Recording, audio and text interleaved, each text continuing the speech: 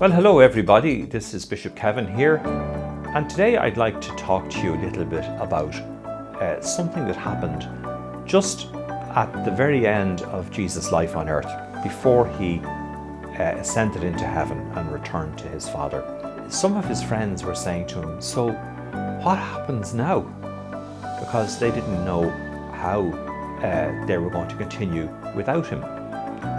And Jesus said to them, don't worry, you will receive power from the Holy Spirit who comes to you from on high. And then you will go and be my witnesses in Jerusalem and right to the ends of the earth. One of the things I think is good for us to think a little bit about is how the Holy Spirit helps us to be witnesses. Now, first of all, of course, we have to think, what does it mean to be a witness? And there can be witnesses in a court case, or maybe you might witness a road accident, or you might witness a shooting star or a storm of lightning, or a lamb being born.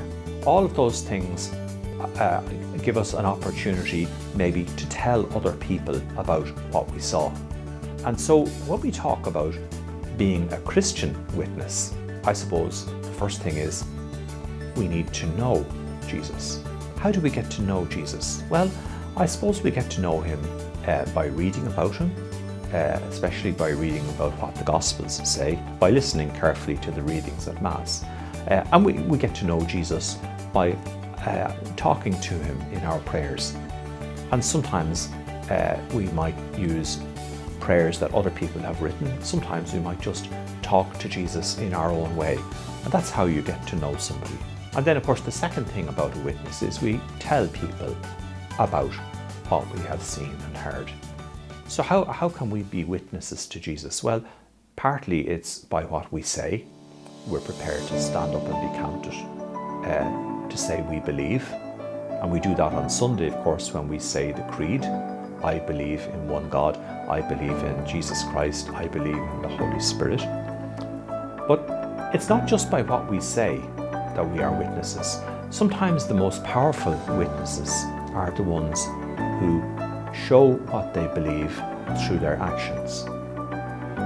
One of the great saints who showed that he believed in Jesus by his actions was Saint Maximilian Kolbe.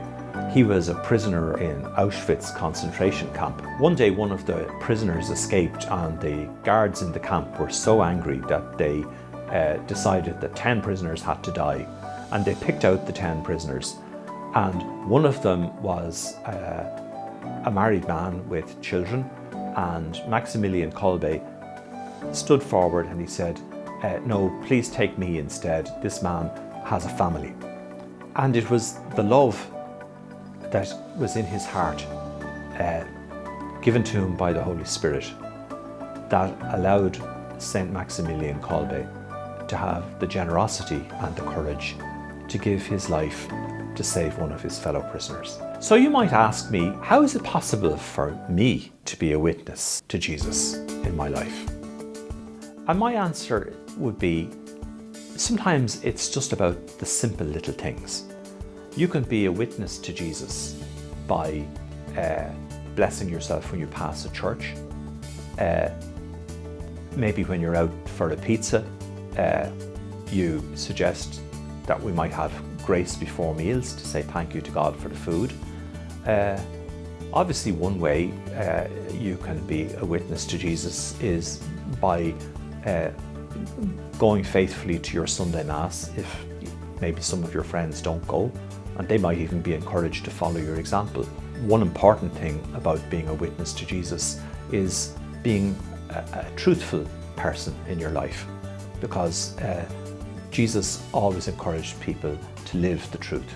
And so in these ways, and in lots of other ways, we can be witnesses to Jesus, not maybe in Jerusalem, but perhaps in Strokestown, or in Athlone, or in Sligo, or in some other part of the diocese.